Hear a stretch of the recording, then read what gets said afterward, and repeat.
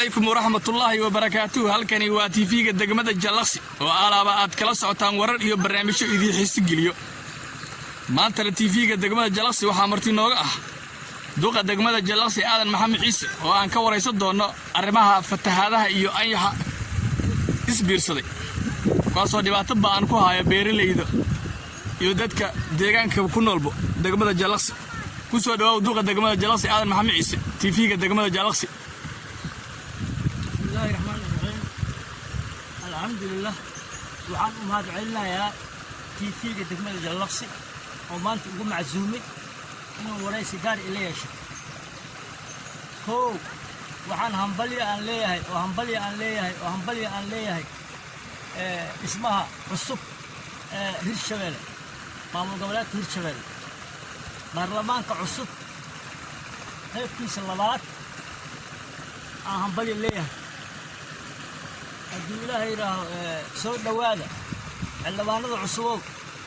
kuwi cusbaa iyo kuwi hore ku noqdibo soo dhawaada tan kale waxa idin sheegaa walow hadda ay baashan ay si kala dhiman taho gudoomiyaha baarlamaanka iyo madaxweynihii ismooda ay dhiman yihiin laakiin waxa idin sheegaa qof dhibka haya sidiisa waa dhibkiisa iska warramaa roon annaga hirshabeellii hore ama xildhibaan aan noqoto ama madaxweyne aan noqoto ama agaasima aan noqdo ama wasiir aan noqdo ka degmada Jalaqsi hal qof oo u yimid oo xataa booqasho u yimid ma jiro wax qabad iska dhaafay booqasho xataa ma hayno degmada Jalaqsi waa degmo qaraami ah oo aan jecelnahay mar kasto inaa oo maamulka Hirshabeelle xildhibaanadii wasiiradii agaasimiyaalkii inay booqasho u yimaadaan oo magaalada dhib baa ka jiro dhibta balka ka jira ay arkaan laakiin hadda 4 sano hal xildhibaan ma hayn hal xildhibaan oo degmada Jalaqsi booqasho u yimid dhibkooy ma jiro hal xildhibaan ma hayn marka alaa iyo hal xildhibaanada cusub waa bishaarayna waxaa leeyahay hambalyo booqashada koowaad oo degmooyinka ay aadayaan waa inay ka bilaabaan degmada Jalaqsi booqashada koowaad oo degmooyinka ay aadayaan xildhibaanada waa inay ka bilaabaan degmada Jalaqsi oo ay arkaan degmadooda dhibka ay qabto degmada ay arkaan magaalada dhib badan baa ka jiro hadda waxaan dhex taagannahay waa beeri Jalaqsi beer ka mid ah waa dhaymalay liiraa 4 sanadood hoos asaas oo noqdo 4 sanadood waa asaas oo noqdo biyo loo laga goosto male waa hadda loo sii labeey waxaa wadankii naga qabsaday ayax walaas labaad waxaa wadanka hadda naga qabsaday oo islaa yiraaho dadka dharkooda xasiis cuna ayax waa ka aragteen idaacadaha marka ala iyo xaal annaga islaa yiraaho midda federaalka hataa waxaan xaq ku leenahay Hirshabeelle xaq ku leenahay xaqin Hirshabeelle ka helno federaalka iyaga laftooda aanu sii qayli karo xildhibaanada federaalna uu sii qayli karo laakiin xaq koowaad waxaan ku leenahay Hirshabeelle hore ha noqonina dad soo jeedo oo shaqeeyo oo Hirshabeelle degmooyinka Hirshabeelle oo Hiiraan iyo Shabeelle la dhexe wax uu qabto wax muuqdo uu qabto noqda intaas waa ay dabdaaran duqa degmada Jalaqsi Aadan Maxamed Ciise waxaan ka rabaa inaan ku weydiiyo fatahaadahan soo noqnoqday oo 4tii fasal isku xigtay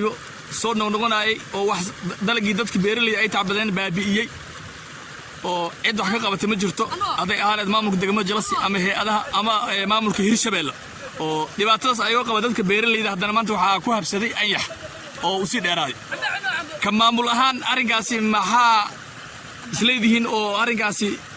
sababay in fatahaadii ay soo dabana noqdaan oo mar walba dadkii beeraleyda ay baabi'iyaan hantidoodii haddana ayaxii wadana uu bilowday oo ayaxina aysan muuqanin cid haddana u istaagtay oo dadkaasi ka qabanayso maadaama xilli tacbasho lagu jiro oo xilligii dayrtana ay bilaabatay wallahi waa runta taas waxaa ugu wacan horta waxaan xag ilaahay waadiyan ilaa xag ilaahay noogu yimaadaan haddana dadaal ma hayno shacabkiina awood ma laha dhaqaale ma laha ay wax ku qabsadaan haddii Hirshabeelle laga helo baldoosaro laga helo iyo jawaano iyo dhaqaalo hadda ilaahay afur ilaahay hadda oo guriga ku biyoobi afur hadda deer waa meela haddana deerta sidee u galaysaa deerta sidee u furuntahay deerta sidee ay u furuntahay baldoosar haddii la geliyo oo baldoosaradaas hirshabeelle dowladdii siyaad barre ma bixi jirin biyaha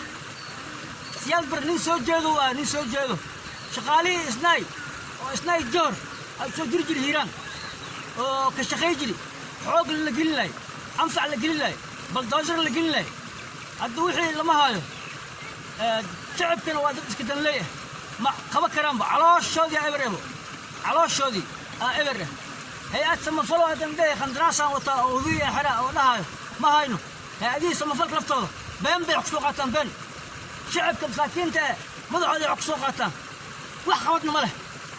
wax soo dabagalooyo dhahooyana war hay-adihii oo soo dirnay oo samafalka oo hudaan oo soo dirnay hubiya ay ka shaqeeyaan aabi ma leh haddii aas kormeer jiro hay-adaha samafalka oo dhaqaalaha degmada kusoo qaatooyo oo khandaraas kusoo qaata hudaas inay xiraan oo haddana sidoodii haddii kormeer jiro waa fashilmi lahayn laakiin kormeer ma hayno waxyaabaha hadda aan ku soo celinahay ka mid tahay kormeer degmada yimaado ma hayno ama hay-ad samafalle ama xildhibaanne ama wasiirre ama agaasime ma hayno lacag baa lagu soo qaataa shacabka madaxiisa lacag baa hay-adaha shacabka madaxiisa lagu soo qaataa degmada jalaqsi waana la cunaa wixii waana la cunaa kaasi wuxuu ahaa aadan maxamed ciise duqa degmada jalaqsi oo uu waramayay TV-ga degmada jalaqsi waa mahadsan tahay duqa degmada